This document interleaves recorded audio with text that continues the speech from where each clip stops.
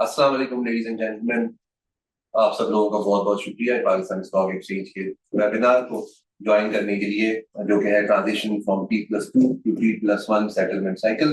हमारे साथ आज ज्वाइन कर रहे हैं स्पीकर्स में मोहम्मद आसिफ साहब with the GM and head of operations project management and new initiatives at NCCPL. Jawad Haider Hashmi साहब हमारे साथ मौजूद हैं, GM and chief market operations officer at Pakistan stock Exchange. इनके साथ तशरीफ रखते हैं सीडीसी से फारूक अहमद भट्ट साहब, assistant general manager operations and CSS. आप सब लोगों का बहुत बहुत शुक्रिया स्पीकर्स का, आप लोगों ने अपने कीमती वक्त में से हमारे लिए ये वक्त निकाला। तमाम मार्केट पार्टिसिपेंट्स, सारे जो लोग इसको देख रहे हैं, उन सब लोगों का बहुत शुक्रिया, आप लोगों ने टाइम निकाला। आज हम बात करेंगे इसी चीज के ऊपर कि ये एक बहुत अच्छी डेवलपमेंट है T+2 से 1 की तरफ जाने की। और मेरा नाम है फहाद आसिफ, मैं होस्ट कर रहा हूँ इस सेशन को। जो भी आपके सवालात होंगे प्लीज चैट में हमारे साथ शेयर कीजिएगा। Towards the end of the presentation इंशाल्लाह will take all of your questions. जिन स्पीकर से रिलेटेड वो सवाल होगा, हम उनकी तरफ आपका क्वेश्चन पहुंचाएंगे इंशाल्लाह। तो शुरू करते हैं। आई थिंक जवाद हैदर हाशमी साहब से सर थोड़ा सा हमें हम चाहेंगे कुछ शुरुआत के लिए बताइए कि ये कैसा अमल है, और ये जो एक ट्रांजिशन है, ये इससे क्या एक्सपेक्ट कर रहे हैं आप, और वो लोग जो देख रहे हैं, और तमाम मार्केट पार्टिसिपेंट्स इन्वेस्टर्स वो क्या एक्सपेक्ट कर सकते हैं इस स्टेप से। जी, अस्सलाम वालेकुम वरहमतुल्लाहि वबरकातुहू। मेरा ख्याल है मेरी आवाज़ आप तक साफ पहुंच रही है। अगर आप कंफर्म कर दें और उसके बाद अपने आप को म्यूट कर दें। जी जी सर, बिल्कुल क्लियर आ रही है बात। सर चलें। आपकी आवाज बिल्कुल क्लियर आ रही है, बहुत शुक्रिया। चलें, बहुत शुक्रिया। Thank you very much. जी, आपका बहुत शुक्रिया। आपने for the kind introduction. Yes, ये एक बहुत इम्पोर्टेंट संग मील है जिसकी तरफ पाकिस्तान की कैपिटल मार्केट बढ़ रही है और उन तरक्की याफ्ता ममालिक की फहरिस्त में शामिल होने जा रही है, जो एक efficient, safer and faster settlement cycle के ऊपर इस वक्त इम्प्लीमेंटेड हैं जो मार्केट्स। सो इंशाल्लाह 9 फरवरी से पाकिस्तान की कैपिटल मार्केट भी अपने मौजूदा T+2 निज़ाम से T+1 पे शिफ्ट हो जाएगी। Now आपका क्वेश्चन कि what's in it for the investor and what does it really mean for the market? So let me just first explain कि आज हमारा जो सेटलमेंट साइकिल है वो क्या है। हमारे 3 इदारे जो इस कैपिटल मार्केट को मुकम्मल करते हैं, Pakistan stock exchange, national trading company और सेंट्रल डिपॉजिटरी कंपनी। पहला इदारा ट्रेड की एग्जीक्यूशन, दूसरा उसकी क्लियरिंग और तीसरा उसकी कस्टडी के लिए रिस्पॉन्सिबल है, जैसे कि हम जानते हैं। और आपने ठीक तीनों इदारों से लोगों को इसमें इसका हिस्सा बनाया। आज जो भी ट्रांजैक्शन आज होती है स्टॉक एक्सचेंज के प्लेटफॉर्म से, वो 2 दिन बाद उसकी सेटलमेंट होती है। यानी पैसे का लेन देन और शेयर्स का तबादला, ये 2 दिन बाद होता है। यानी मंडे को अगर आपने एक चीज खरीदी है तो वो वेनेसडे को आपके अकाउंट में ट्रांसफर होती है। यानी आप उसके पोजीशन आपकी जो है वो वेनेसडे को उसकी तकमील होती है। इसी तरह से अगर आपने कोई चीज बेची है, कोई शेयर बेचे हैं, तो उसके उससे हासिल होने वाले पैसे आपके अकाउंट में वेनेसडे को रिफ्लेक्ट करते हैं। यानी आज एक दिन जो भी आप ट्रांजैक्शन करते हैं वो 2 दिन बाद सेटल हो। 9 फरवरी से जो भी आप ट्रांजैक्शन करेंगे वो दो नहीं बल्कि अगले ही दिन उसकी सेटलमेंट हो जाएगी। यानी जो शेयर आप खरीदेंगे वो अगले ही दिन इन्वेस्टर के अकाउंट में रिफ्लेक्ट हो जाएंगे, उसकी पोजीशन में होंगे, उसके अकाउंट में क्रेडिट हो जाएंगे। और जो शेयर्स बेचे गए हैं उनसे हासिल होने वाली रकम आपको अगले ही दिन आप के अकाउंट में रिफ्लेक्ट हो जाएगी। सो इससे वाजह है कि एक फास्टर और एफिशिएंट सेटलमेंट से आपके पैसे का हुसूल और आपके शेयर्स का हुसूल, दोनों चीजें पहले से और भी एफिशिएंट हो जाएंगी, तेज हो जाएंगी और सेफर भी हो जाएंगी और कन्वीनियंट इस तरह से भी हो जाएंगी कि जो शेयर आपने आज खरीदा है या फर्ज कीजिए जो बेचा है उसके पैसे आपको मुहैया हो जाएंगे अगले ही दिन। यानी उन पैसों से आप कुछ और इन्वेस्ट करना चाहते हैं, उसको रिडिप्लॉय करना चाहते हैं, उसको विड्रॉ करना चाहते हैं, इन तमाम मामलात में सहूलत हो जाएगी। ये सेटलमेंट साइकिल इसकी ज़रूरत क्यों महसूस हुई, और इसका जो सपोर्ट सिस्टम है वो किस तरह से इसके साथ रिलेट करता है। अ, इसी स्टॉक मार्केट में आज से कई साल पहले T+5 सेटलमेंट सिस्टम भी हुआ करता था। जिस जमाने के मैं और फारूक साहब और आसिफ साहब हैं, उस जमाने में T+1 के बजाय T+5 सेटलमेंट साइकिल हुआ करता था। यानी मंडे से फ्राइडे जितनी भी ट्रांजेक्शन होती थी वो अगले वेनेसडे को सेटल हुआ करती थी। उसके बाद ये सिस्टम जो है आहिस्ते आहिस्ते अभी T+2 पे पहुंचा, जिसमें ये सेटलमेंट और ट्रेडिंग के दौरान जो वक्फा है वो कम होके सिर्फ 2 दिन पर मुहित हो गया। और इसकी बुनियादी वजह ये है कि टेक्नोलॉजी ने काफी इम्प्रूव किया है ओवर द पीरियड। जैसे कि हम सबको पता है, एक रेवोल्यूशन आई है टेक्नोलॉजी साइड के ऊपर। सिस्टम्स जो हैं वो बहुत एफिशिएंट हो गए हैं। आप तमाम ट्रांजैक्शंस ऑनलाइन कर सकते हैं। जो हमारे चैनल्स हैं ट्रेडिंग से लेके और बैंकिंग तक, यानी स्टॉक मार्केट से लेके बैंकिंग सिस्टम तक, तब क्योंकि ये सब जुड़े हुए हैं आपस में, क्योंकि जब भी आप कोई शेयर खरीदते हैं या बेचते हैं तो इसमें पैसे का इन्वॉल्वमेंट होता है, और पैसे को की मूवमेंट के लिए बैंकिंग चैनल्स दरकार होते हैं। और बैंकिंग चैनल्स भी माशाल्लाह से इतने एफिशिएंट हो गए हैं, अब हम कोई भी ट्रांजैक्शन विद इन सेकेंड्स हम परफॉर्म कर सकते हैं। तो इसलिए ये हमें ज़रूरत महसूस हुई कि हम क्यों ना अ, अपना जो सेटलमेंट साइकिल है हम भी इस टेक्नोलॉजी के फवायद के लिए कोशिश करें और अपनी सेटलमेंट की जो रूटीन है उसको फास्टर करें। तो मेरे नज़दीक ये एक बुनियादी एक इसमें फ़ायदा भी है और इसकी ज़रूरत भी थी। और इसकी सपोर्ट के लिए हमारे तमाम सिस्टम्स अल्लाह का शुक्र है बहुत अच्छे से प्रिपेयर्ड है। और over the past few years today आज हम इस पोजीशन में हैं कि हम इस ट्रांजिशन को प्लान करने के लिए अपने अरेंजमेंट्स फाइनलाइज कर चुके हैं। बहुत शुक्रिया। थैंक यू जवाद साहब, ये सब इंसाइट्स हमारे साथ शेयर करने के लिए। प्लीज हमारे साथ रहिएगा ताकि हम टुवर्ड्स द एंड जब Q&A लें, और इसके अलावा आसिफ साहब से हमारी और फारूक साहब से गुफ्तगू रहेगी, तो आपका इनपुट हमें हेल्प करता है हमेशा कि आप हमारे साथ जुड़े हैं थोड़ी देर तक। साथ बहुत शुक्रिया। Moving on, Asif Saab, you are requested kindly if you can share your presentation with us. तो फिर तमाम जी बिल्कुल। सो हम समझ सकेंगे तमाम लोग जो देख रहे हैं कि भाई ये T+1 का सेटलमेंट साइकिल जो है इसकी क्या प्रोसेसेस किस तरह से है, ये चीज कैसे काम करती है, और उसकी जो निटी-ग्रिटीज है, टेक्निकलिटीज है, वो NCCPL की तरफ से हम सारे समझ सकें। जी एक मिनट दीजिएगा प्लीज। जी अस्सलाम वालेकुम जी, and thank you Fahad for introduction and Jawad for detail overview about के what is the difference between T+2 और T+1। और बस हम अपनी इस में थोड़ा सा ये ब्रीफ कर देंगे कि ये जर्नी जिस तरह हमने 2 साल पहले इस पर डिस्कशन शुरू हुई और हम किस तरह शुरू किया, और अल्हम्दुलिल्लाह now we are going to implement. तो आप लोगों को बस कंफर्म कि ये आवाज़ क्लियर है और ये प्रेजेंटेशन नजर आ रही है जी? जी सर, एब्सोल्युटली, काइंडली कंटिन्यू।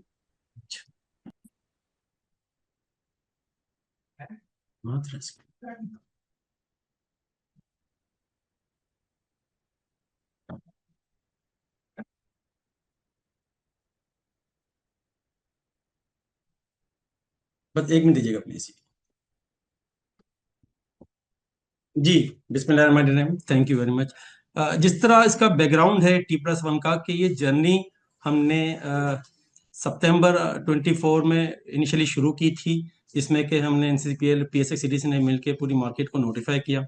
और उसके बाद फिर मार्च 25 है, ये मैं करेक्शन कर दूं, मार्च 25 में जो है NCCPL ने SCCP की गाइडलाइन के साथ एक इम्प्लीमेंटेशन कमेटी फॉर्म हुई, ताकि उसका मकसद ये था कि जो T+1 की जर्नी में तमाम स्टेक होल्डर्स को ऑन बोर्ड लिया जाए, और उसमें जो मेनली हाँ पार्टिसिपेशन थे उस इम्प्लीमेंटेशन कमेटी के PSX, NCCPL, CDC, इसके अलावा जो सिक्योरिटीज ब्रोकर्स के जो टॉप ब्रोकर्स थे वो इस कमेटी का पार्ट थे। उसके अलावा PSBA के CEO was part of this committee. Custodian clearing members जो मेनली फॉरेन इन्वेस्टर्स की ट्रांजैक्शन को डील करते हैं, उन तीनों की रिप्रेजेंटेशन थी इस कमेटी में। एसेट मैनेजमेंट कंपनी के बिहाफ पे मुफाफ के CEO was also part of this committee. और इसके अलावा ई क्लियर सर्विसेज जो कि मेनली 80+ जो है ट्रेडिंग ओनली ब्रोकर्स को ऑब्वियसली उनके सेटलमेंट को मैनेज करते हैं, उनके CEO was part of this committee. और इस कमेटी का मेन टर्म ऑफ रेफरेंस यही था कि तमाम स्टेक होल्डर्स के बिहाफ पे इस T+1 की सेटलमेंट के हवाले से जो अपने अपने रिस्पेक्टिव एरिया के इश्यूज और चैलेंजेस को डेलिब्रेट किया जाए, सो एज के उसको हम सोल्यूशंस पे हम पहुंचे।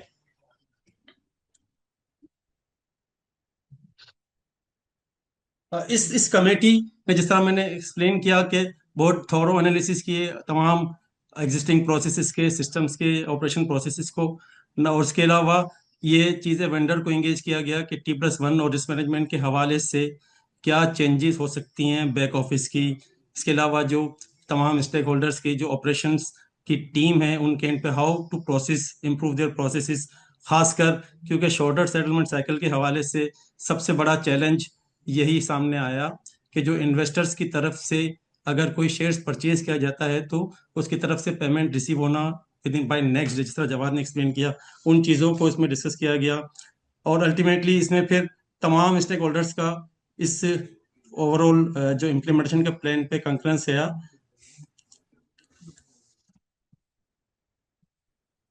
NCCPL ने अकॉर्डिंगली उस इम्प्लीमेंटेशन कमेटी की कंक्लूजन के बाद अगस्त 25 में पूरा इसका एक रोड मैप जिसमें कि स्टेप बाय स्टेप इसमें क्या चीज़ें इन्वॉल्व होंगी, वो पूरा एक प्लान जो है वो पूरी मार्केट को नोटिफाई किया।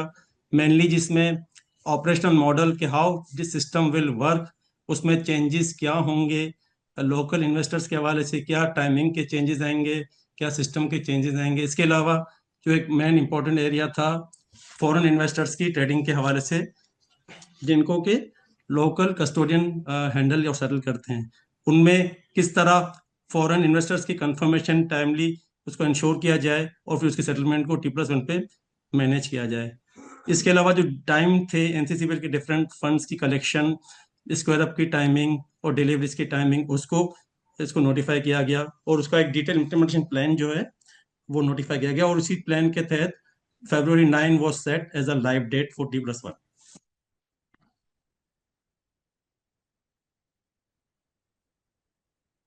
इसमें इसमें T+1 के जो की फीचर्स थे, एक इस डिस्कशन में ये आया कि वो कुछ डिफरेंट पॉइंट ऑफ व्यू थे इम्प्लीमेंटेशन कमेटी के। कुछ लोगों का ख्याल था कि इस T+1 की इम्प्लीमेंटेशन को फेज मैनर में किया जाए, कि पहले कुछ चंद सिक्योरिटीज से इसको स्टार्ट किया जाए और फिर ग्रेजुअली स्टेप्स को बढ़ाया जाए। मगर अल्टीमेटली क्योंकि उसके चैलेंजेस बहुत ज़्यादा थे, तो फाइनली इसमें ये डिसाइड हुआ कि हम पूरी जो इस जर्नी को एज अ वन गो में इम्प्लीमेंट करेंगे। इट मीन्स के जो कि हमने एक्सप्लेन किया 9 फेब को तमाम 600 करीब जो लिस्टेड सिक्योरिटीज है उसकी सेटलमेंट T+1 की वन गो में हम उसको मैनेज करेंगे।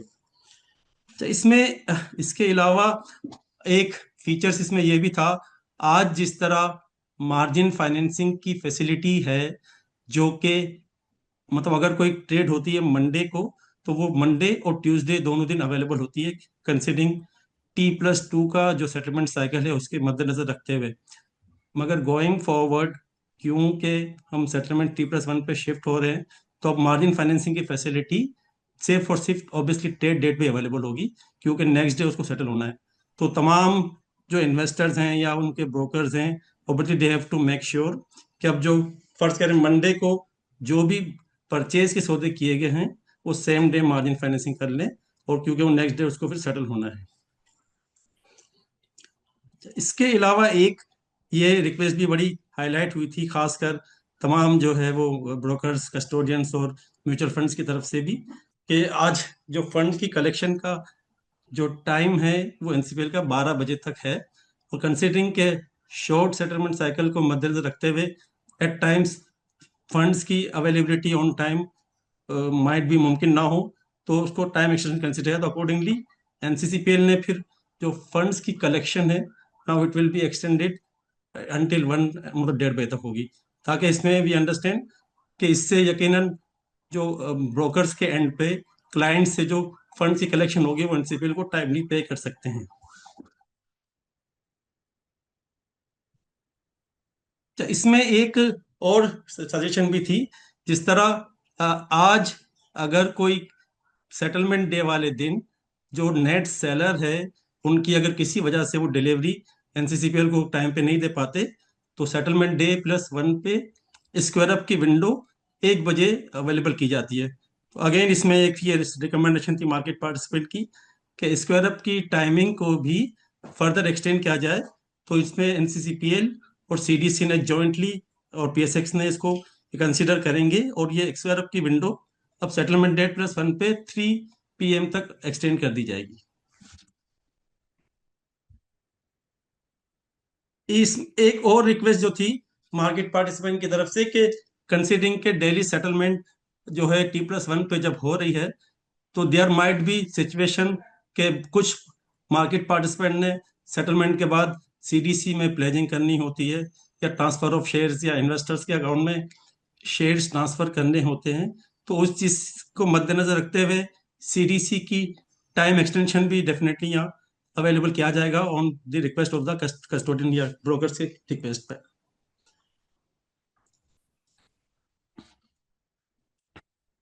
एक हमारी और इसी हवाले से रिक्वेस्ट थी, खासकर वो तमाम ट्रांजैक्शंस के जो फॉरेन इन्वेस्टर्स की जो परचेज की ट्रांजैक्शन है, जो कि लोकल ब्रोकर्स एग्जीक्यूट करता है, और उसकी सेटलमेंट की कंफर्मेशन जो है लोकल कस्टोडियन क्लियरिंग मेंबर्स उसको मतलब अरेंज करते हैं। तो इसमें एक ये डिस्कशन में ये आया था कि फॉर एनी रीजन, किसी वजह से फॉरेन इन्वेस्टर्स की परचेज की ट्रांजैक्शंस की confirmation to the local custodian अगर नहीं आती, तो फिर वो ट्रांजैक्शन सेटल करने की रिस्पॉन्सिबिलिटी जो है वो उस ब्रोकर की है। और फिर ब्रोकर के पास ऑब्वियसली इस फंड्स की अवेलेबिलिटी के हवाले से एक ये ऑप्शन पीएसएक्स और एनसीसीपीएल ऑब्वियसली ये सिस्टम में अवेलेबल होगा कि वो ब्रोकर जो है अपनी परचेज की ट्रांजेक्शन को अपने किसी मेंबर टू मेंबर T0 पे अरेंज करके एनसीसीपीएल की फंड की ऑब्लिगेशन पूरी कर सकते हैं।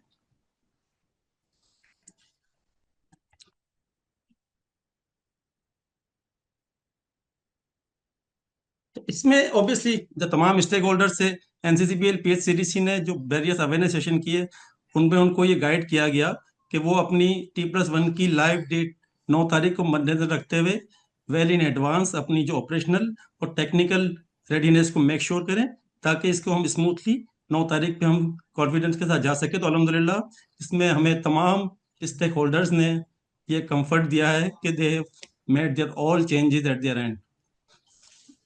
साथ ही साथ एनसीसीपीएल पीएसएक्स सीडीसी और with the support of MUFAP, Pakistan Stock Broker Association और Pakistan Banking Association continuously awareness create कर रहे हैं among the market participant through social media campaigns.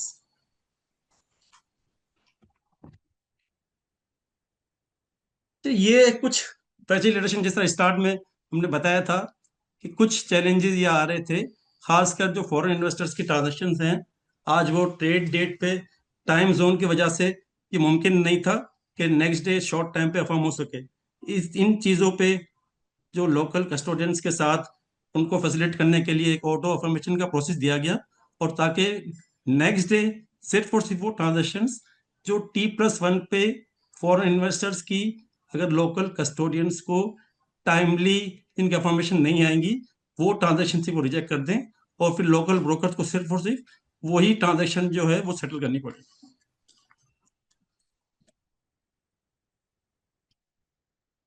अच्छा, इसमें स्पेसिफिकली जो फॉरेन इन्वेस्टर्स की ट्रांजेक्शंस जो कि रिजेक्ट अगर किसी रीजन की वजह से होती है, जिस तरह मैंने स्टार्ट में बताया कि फिर वो जो उन ब्रोकर्स की रन टाइम पे उनकी फंडिंग की अरेंजमेंट की दिक्कत को मद्देनजर रखते हुए ये 4 ऑप्शन रिक्वेस्ट किए गए थे। तो इसमें जॉइंटली पीएसएक्स सीडीसीपी और एनसीसीपीएल ने उसको कंसीडर किया, और उसमें इंशाल्लाह फ्रॉम 9 फेब ये फैसिलिटी अवेलेबल होगी कि जो ट्रांजेक्शंस कस्टोडियन ने परचेज साइड की रिजेक्ट कर दी है, उसमें एक ब्रोकर जो है वो अपने किसी लोकल अदर ब्रोकर से मार्जिन फाइनेंसिंग की फैसिलिटी अवेल कर सकता है।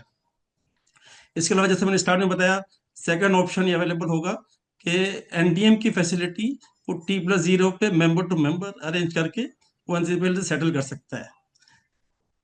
सिमिलरली वो ट्रांजेक्शन्स जो कस्टोडियंस की तरफ से ब्रोकर्स को रिजेक्ट कर दी गई हैं, तो वो और उसके ट्रांजेक्शन ब्रोकर्स के मेन अकाउंट से प्लेजिंग अवेलेबल की गई है थ्रू सीडीसी, और डेफिनेटली इसमें सीडीसी के रेगुलेशन और वहां पे भी चेंज आई है, और from now onwards only for rejected transactions वो मेन अकाउंट से pledging in favour of bank वो हो सकती है।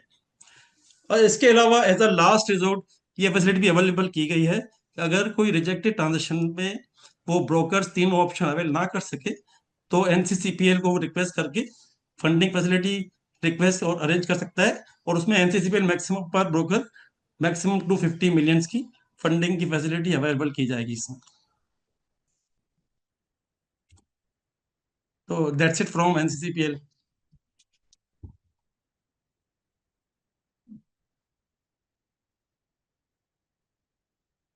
Over to you Fahad. जी बहुत शुक्रिया आसिफ साहब। I was trying to unmute myself, हो नहीं रहा था। सर बहुत शुक्रिया, आपका डिटेल आपने प्रेजेंटेशन दी और हमें समझाया कि एग्जैक्टली ये सारी चीजें किस तरह से काम कर रही हैं, क्या प्रोसेसेस हैं, और जो मार्केट पार्टिसिपेंट हैं वो किस तरह से इस चीजों को समझ सकते हैं। हमारे पास कुछ सवालात हैं, बट उससे पहले हम एज प्रॉमिस फारूक साहब को हम चाहेंगे कि इंक्लूड, और फारूक साहब if you can please turn your mic on and your camera, ताकि हम आपसे वर्चुअली मुलाकात कर सकें और आपसे कुछ चीजों के बारे में पूछ सकें। जी अस्सलाम वालेकुम। थैंक यू फहद, बहुत बहुत शुक्रिया आपका यहाँ पे आज सबको जमा करने का। और बिल्कुल जो सबसे पहले तो जवाद साहब ने जो एक्सप्लेन किया, पूरी हिस्ट्री भी बता दी, और आसिफ ने भी इसको बड़ा इन डेप्थ जो है वो एक्सप्लेन कर दिया है। मेरा ख्याल है अब कोई एम्बिग्युइटी होनी नहीं चाहिए।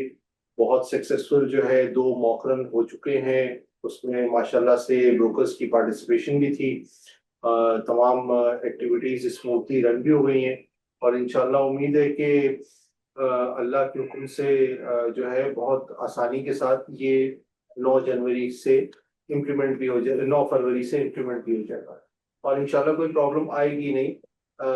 चेंज है डेफिनेटली, चेंज में थोड़ा सा डिस्कम्फर्ट होता है, लोगों को आदत पड़ जाती है, और फिर उसकी जो है बेनिफिट्स नजर आना शुरू हो जाते हैं। आसिफ ने और जवाद साहब ने इसको खासतौर पे बड़ा इम्फसाइज करके बताया कि ये लोगों के बेनिफिट के लिए ही है। जहाँ पैसे 2 दिन के बाद मिलते थे, अब 1 दिन के बाद मिलेंगे उनको।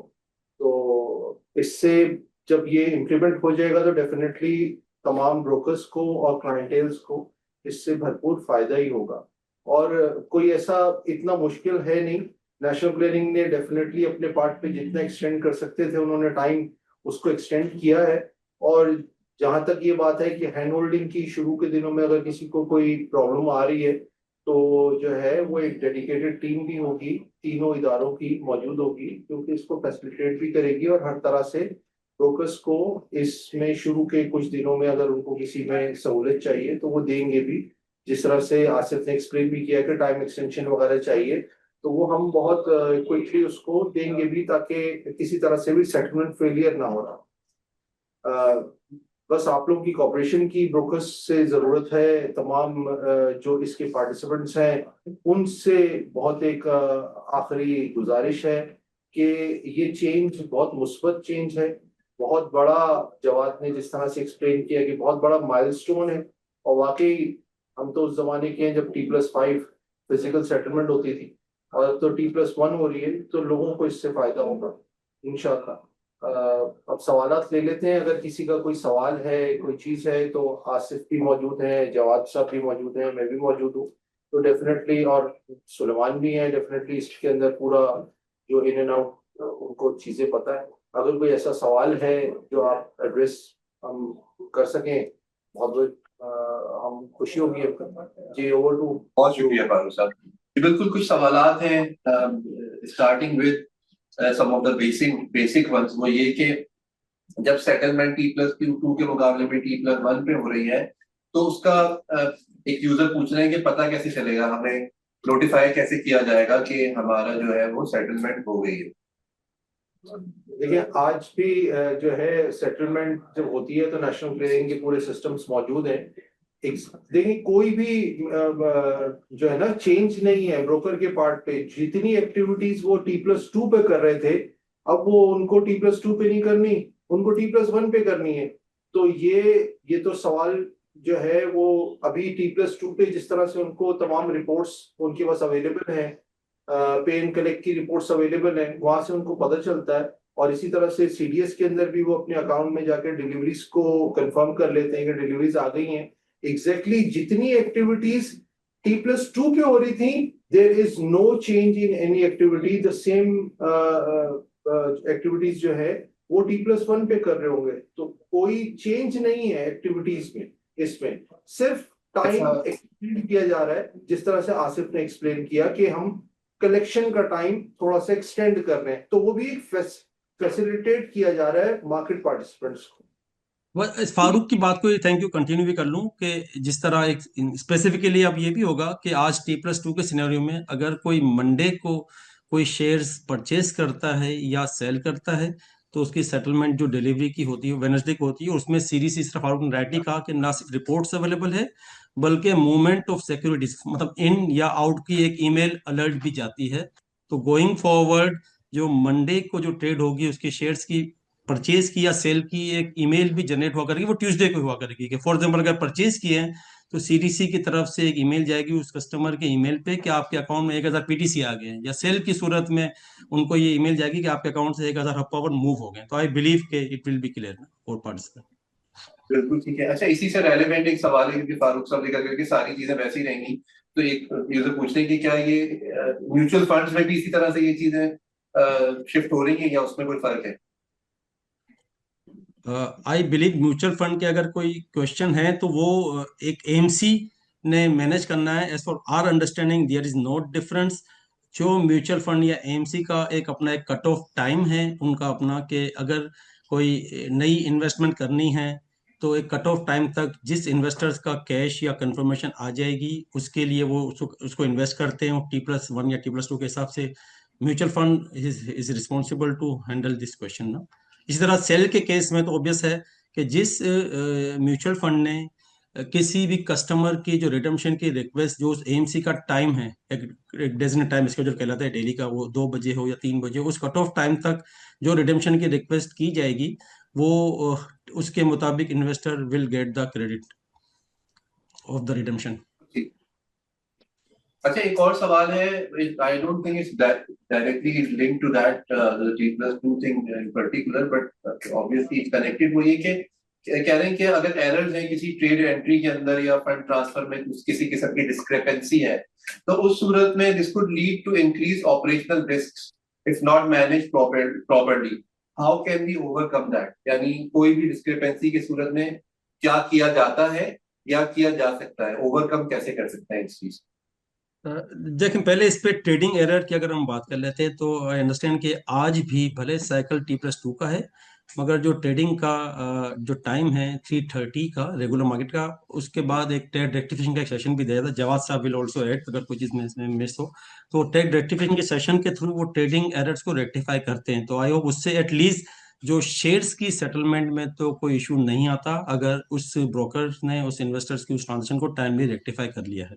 इसके अलावा रहा सवाल के जो T+2 या T+1 पे जो फंड की सेटलमेंट है, उसके लिए अगेन हमारे जो जो भी क्लियरिंग मेंबर है, चाहे वो ब्रोकर्स हों या कस्टोडियन क्लियरिंग मेंबर हो या एएमसीज के केस में जो हो वो म्यूचुअल फंड्स हो, उनको ये मैनेज करना है। क्योंकि एनसीसीपीएल की जो ट्रेड डेट्स पे तमाम रिपोर्ट्स अवेलेबल की गई हैं, जिसके स्टेटमेंट के थ्रू इन्वेस्टर्स और पार्टिसिपेंट एबल टू नो कि आज मंडे को जो ट्रेड की गई है कौन सी स्क्रिप्ट की किस रेट से खरीदी है किस रेट से बेची है, और T+1 पे एनसीसीपीएल को कितने पैसे पे करने हैं या कितने पैसे रिसीव करने हैं। तो वो तमाम रेलिवेंट रिपोर्ट्स अवेलेबल हैं, तो दे शुड मेक श्योर इसको। बिल्कुल सही है। अच्छा, इसमें एक सवाल है which I don't know कि इसमें किस तरह से रिलेट करता है, बट क्वेश्चन इसके क्या इन टाइम फ्रेम्स का आईपीओ पे भी कोई फर्क पड़ेगा, यानी प्राइमरी मार्केट से हो रहा है और सेकेंडरी की तरफ जा रहा है, सेकेंडरी मार्केट में तो प्राइमरी मार्केट में क्या किसी तरह से कोई इसका ताल्लुक है किसी भी तरीके से? जवाब साहब आप सर थोड़ा सा बताना चाहें अगर इसके बारे में, just to clarify, just to make it clear. आपने खुद ही अपने सवाल में इसको क्लैरिफाई कर दिया कि primary market is where the capital is form, capital formation जहाँ पे होती है। ये जो सेटलमेंट सिस्टम है this is more to do with the secondary market जहाँ पे शेयर्स की खरीदो फरोख्त होती है। तो उसमें प्राइमरी मार्केट में मेरे नज़दीक कोई ऐसा चेंज नहीं है, आईपीओ के ऊपर कोई ऐसा चेंज नहीं, वो आज भी उतना ही एफिशिएंट है, आइंदा भी मजीद एफिशिएंट होगा। लेकिन T+1 सेटलमेंट साइकिल जो है वो सेकेंडरी मार्केट से है। जो भी शेयर्स की खरीदो फरोख्त होती है दूसरे दिन की बजाय अब अगले ही दिन सेटल हो जाएगी। आपकी इजाजत से मैं मुस्तफ़ा कुछ सवाल पूछना चाह रहे थे, हमारे दोस्त भी हैं और हमें बल्कि गाइड भी करेंगे। If you can unmute Mustafa Farooq please. Let's do that. Thank you. जी मुस्तफा साहब I think can share be able to talk now. Mustafa साहब काइंडली अपना सवाल शेयर कीजिए, क्या आप ऐड करना चाहते हैं? अस्सलाम वालेकुम जवाद साहब, कैसे हैं आप? बहुत शुक्रिया sir for granting me the opportunity and सबसे पहले तो बहुत बहुत मुबारक हो सर आपको। बहुत बहुत शुक्रिया आपकी मदद से। अच्छा सर आप लोगों से एक सवाल था क्योंकि since we belong to the asset management industry, so we have certain pointers and matters which need to be consulted with all three SROs. So my question is whether we should put these question over here because people from the mutual fund industry are also there. So or keep it separate and we'll have a session with you guys later on since the public at large is in this meeting. So shall we keep it separately, discuss that separately या यहीं कर लें? नहीं, thank you very much. जैसे आपसे बता रहे थे ना कि as part of the plan for the implementation this exercise began over a year back, जिसमें जो एक बुनियादी बात थी कि जितनी भी एसोसिएशन रिप्रेजेंटेटिव बॉडीज हैं फ्रॉम वेरियस एंटिटीज इंडस्ट्री, उनको शामिल किया था मैं इसके अंदर। तो उसमें हमारी काफ़ी गुफ्तगू हो चुकी है। मजीद भी अगर कोई आपकी इनपुट है तो वो आप बिल्कुल दे सकते हैं। वो बात आपकी सही है कि चूंकि if those questions are more to do between the capital market infrastructure institution and they're dealing with the mutual fund, तो बेहतर ये है कि उसको हम अलग से डिस्कस कर लें। That will be more convenient. बाकी you are free to say whatever you want.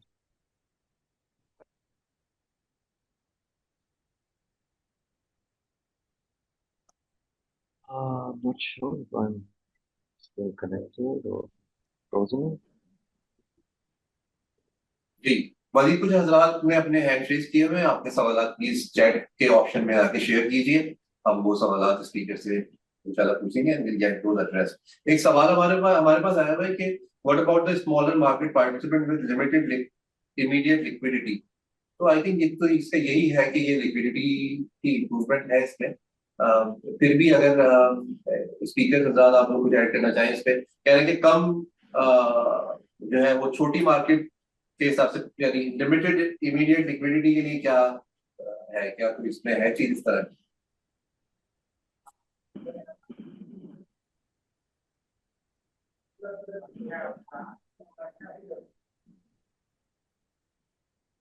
जी हजरत आपको आवाज आ रही है? जी फहद आवाज तो आ रही है। आई थिंक मुस्तफा शायद कुछ कह रहे हैं मगर उनकी आवाज नहीं आ रही, या जी मुस्तफा ने कंक्लूड कर मुस्तफा दिया। साहब कि आप जी मुस्तफा साहब बिल्कुल, चाहें तो प्लीज जी मुस्तफा बिल्कुल। कंटिन्यू कीजिए प्लीज, क्या कहना चाह रहे हैं आप? Thank you so much. Likewise Jawad भाई ने जिस तरह कहा कि हम उसको सेपरेट नोट पे कर लेते हैं, will discuss that with NCCPL, PSX and CDC on separate note जो एएमसी के फर्दर चैलेंजेस हैं। Although all three institutions are engaged with AMC for last 1 year on this transition, तो हम उसको separately आप लोगों से टेक कर लेते हैं। I believe this is not the platform to discuss those issues. तो ये कह रहा था मैं। Thank you Mustafa. ठीक है जी, बहुत शुक्रिया, बहुत शुक्रिया।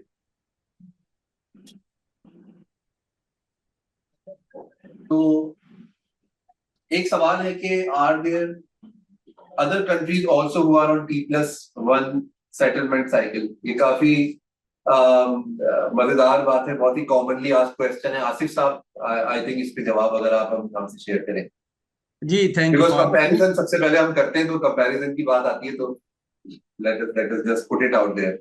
नहीं बिल्कुल थैंक यू वेरी मच। और बिल्कुल एक्चुअली अल्हम्दुलिल्लाह एज ऑफ नाउ मतलब USA, Canada, Mexico, Argentina, India और चाइना, ऐसे ये 7 कंट्रीज हैं जो कि T+1 पे शिफ्ट हो चुके हैं। तो अल्हम्दुलिल्लाह we are in the obviously next to that list. ये बहुत शुक्रिया। अच्छा, एक सवाल है जो कि रास्त से रिलेटेड है। वो सवाल ये है कि जो रिसेंट इनिशिएटिव्स हैं रास्त के हवाले से, इंट्रोडक्शन ऑफ रास्त डिपॉजिट्स, उस पे इंक्वायरी ये करना है कि जो फंड के विड्रॉल्स हैं उसकी क्या सेटलमेंट है। जैसा हमने पहले जिक्र किया कि बाकी सब जगहों में भी T+1 हो जाएगा, तो इस सूरत में क्या है, क्या जो भी पेमेंट्स हैं वो क्या वो भी इंस्टेंट हो जाएंगी रास्त में, या वहां पे कोई सेटलमेंट के ड्यूरेशन का डिफरेंस है?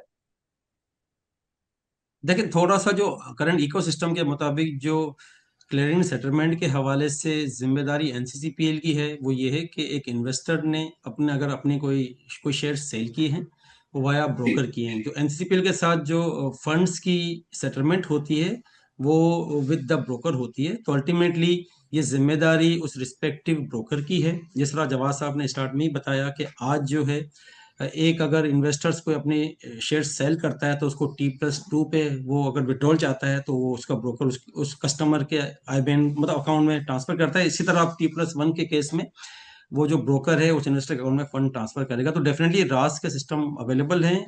और आई अंडरस्टैंड बहुत सारे जो हमारे क्लियरिंग मेंबर्स हैं उन्होंने अपना डिजिटाइज कर दिया है। सो इसके स्मूथ और ऑटोमेटेड मैनर में सेटलमेंट जो है वो from brokerage account to investors के आईबीएन में थ्रू रास ट्रांसफर कर सकते हैं। बहुत शुक्रिया। अच्छा, since you are at it, I think आप इसके जवाब पे आप भी थोड़ी सी वो करते हैं।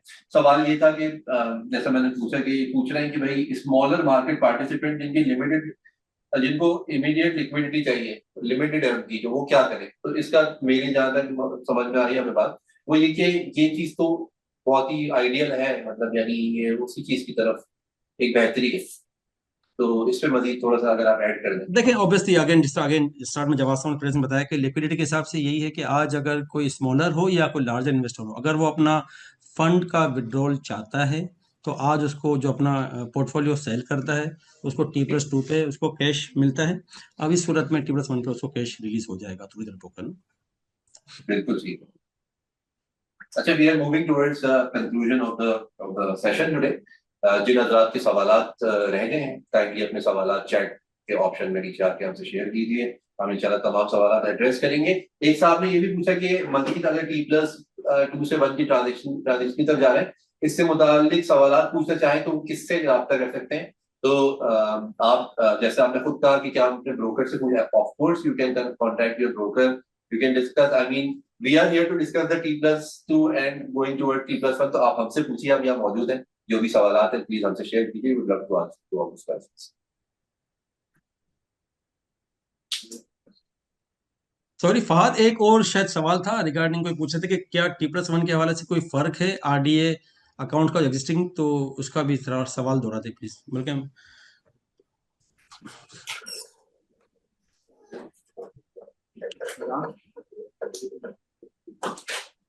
I think that was related to the last which I have already asked. अच्छा ओके अच्छा, ठीक उसमें उसमें ये था थोड़ा सा, आपने ठीक है, चले हम आरडी थोड़ा टच कर लेते हैं।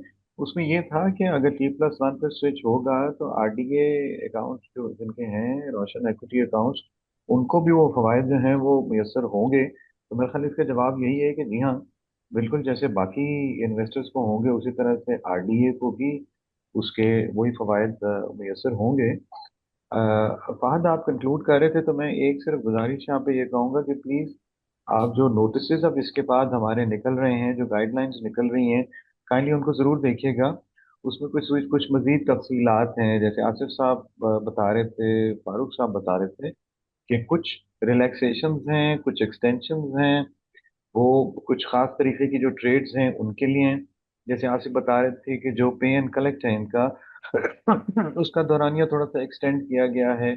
और इसी तरह से हमारे यहाँ स्टॉक एक्सचेंज में एक ट्रांजैक्शंस कुछ ऐसी हैं जिनका दौरानिया थोड़ा सा चेंज किया गया है, एक्सटेंड किया गया है। तो हमारे अब यहाँ से अब यहाँ से इंशाल्लाह 9 फरवरी तक पाकिस्तान स्टॉक एक्सचेंज, एनसीसीपीएल और सीडीसी से मुख्तलिफ गाइडलाइंस और शेड्यूल्स इशू होते रहेंगे, और उसको प्लीज़ आप ज़रूर फॉलो कीजिए, क्योंकि ये डिसिप्लिन हमें अक्रॉस द मार्केट बिल्ड करना होगा, ताकि इसकी जो असल अफादियत है वो हमें उसका हुसूल मुमकिन हो। ठीक है जनाब, बहुत शुक्रिया। I just thought to add it Fahad. बहुत शुक्रिया। अच्छा, फारूक साहब, एक सवाल जो है वो रह गया, वो ये कि when a custodian rejects a delivery, what should be done in that case? Sir थोड़ा सा बता दीजिए ये भी। अच्छा, ये बीच में जो है आसिफ ने इसको कवर किया था। अच्छी बात है कि आपने ये दोबारा से सवाल कर लिया और इसको एक्सप्लेन करना का मौका भी मिल गया। जब जो अगर कोई कस्टोडियन जो है, एक तो जो आसिफ ने एक्सप्लेन किया था कि तमाम जो ट्रेड्स होंगी वो कस्टोडियन के पास ऑटो अफर्म्ड होंगी। तो एक फैसिलिटी तो नेशनल क्लियरिंग ने ये दे दी है कि कस्टोडियन को 1 बाय 1 ट्रेड्स को अफर्म करने की जरूरत नहीं है, वो ऑटो अफर्म उसके पास खड़ी भी होंगी। अगर वो उसमें से चाहता है कि कोई एक आध ट्रेड जिसकी उसके पास समहाउ किसी वजह से कंफर्मेशन नहीं आई और वो उसको रिजेक्ट करना चाहता है, बाई साइड की मैं बात कर रहा हूँ कि बाइंग की भी, और बाई की किसी एक ट्रेड को रिजेक्ट करता है, कंफर्मेशन नहीं आई, तो भी कॉरेस्पॉन्डिंग ब्रोकर था जिसके थ्रू वो ट्रेड इनिशिएट हुई है, तो वहां पे ये नेशनल क्लियरिंग जो है ऑनलाइन वीओ के तहत, जो कि उसने कस्टोडियन के पास शेयर्स गिरा दिए हुए थे ब्लॉक में, वहां से उठाएगा और करस्पॉन्डिंग ब्रोकर क्लियरिंग मेंबर के मेन अकाउंट में उसको पार्क कर देगा। अच्छा, चूंकि वो ब्रोकर की अपनी हाउस की डिलीवरी नहीं है, इसलिए हमने उसके हाउस में पार्क नहीं की, और सब अकाउंट की भी नहीं है इसलिए भी सब अकाउंट में नहीं की, डायरेक्टली उसके मेन अकाउंट में पार्क किए। यहाँ पे आसिफ ने एक और बात की थी कि there are 4 different types of mechanism. अगर उसकी पेमेंट बहुत बड़ी है और ब्रोकर की एक कैपेसिटी नहीं है कि वो उसकी पेमेंट कर सके नेशनल क्लियरिंग को, क्योंकि सेटलमेंट के लिए नेशनल क्लियरिंग को पैसे तो चाहिए, तो वहां पे उसके पास 4 ऑप्शंस हैं। एक तो T+0 के ऊपर एनडीएम कर ले, एनडीएम के थ्रू फाइनेंसिंग ले ले, एक मार्जिन फाइनेंसिंग के थ्रू पैसे ले ले, एक जो है वो प्लेज के थ्रू ले ले। अभी तक मेन अकाउंट से ये तीनों काम नहीं होते थे, मगर सेंट्रल डिपॉजिटरी ने भी ये तीनों काम for all rejected trades which are parked in the main account, ये काम अलाउ कर दिए हैं। तो अब वो ब्रोकर क्लियरिंग मेंबर अपने मेन अकाउंट से ही या तो एनडीएम के थ्रू फाइनेंसिंग ले लेगा, या मार्जिन फाइनेंसिंग के थ्रू ले लेगा, या किसी बैंक के पास उन शेयर्स को प्लेज करके फाइनेंसिंग ले लेगा। और last but not the least, के आसिफ ने जो बताया था कि नेशनल क्लियरिंग भी उसको फाइनेंसिंग दे सकता है अगर उसको 3 एवेन्यू से नहीं मिल पा रही। तो ये एक मेजर इसमें जो है वो चेंज आया है सीडीसी के पार्ट पे, कि अब मेन अकाउंट से ये 3 किस्म की ट्रांजैक्शंस जो है वो हो सकती हैं, एनडीएम, मार्जिन फाइनेंसिंग और प्लेज, ये अलाउ कर दिया गया है। जैसे ही ये 9 तारीख को इम्प्लीमेंट हो जाएगा तो ये 3 काम भी ब्रोकर के पास जो कि फॉरनर्स का काम कर रहे हैं ये अवेलेबल होंगे। जी, बहुत शुक्रिया फारूक साहब, इसमें तफसीली तौर पे रोशनी डालने के लिए। I think that should conclude today's event. जिन लोगों के सवाल ऐसे हैं जो किसी वजह से पूछ नहीं पाए या बाद में पूछना चाहते हैं, तो you can later on email us at info@psx.com.pk, or you can also directly connect with CDC or NCCPL as per your desire। और आप सब लोगों का बहुत शुक्रिया, आपने ज्वाइन किया और माशाल्लाह से एक बड़ा अच्छा कम वक्त में हमने काफी सारी चीजें इंपॉर्टेंट जो है वो डिस्कस की, और उम्मीद यही है कि ये जो ट्रांजिशन है ये इंशाल्लाह हमारे हम सब के लिए, जितने लोग इस मार्केट से बिलोंग करते हैं, हमारे मुल्क के लिए, ओवरऑल इकोनॉमी के लिए एक अच्छा जो है वो साबित होगा मामला। और इंशाल्लाह ताला आप सब लोगों से अगले वेबिनार में मुलाकात करेंगे। बहुत शुक्रिया, बहुत शुक्रिया जी, बहुत शुक्रिया जी, अस्सलाम थैंक वालेकुम। यू वेरी मच, बहुत शुक्रिया।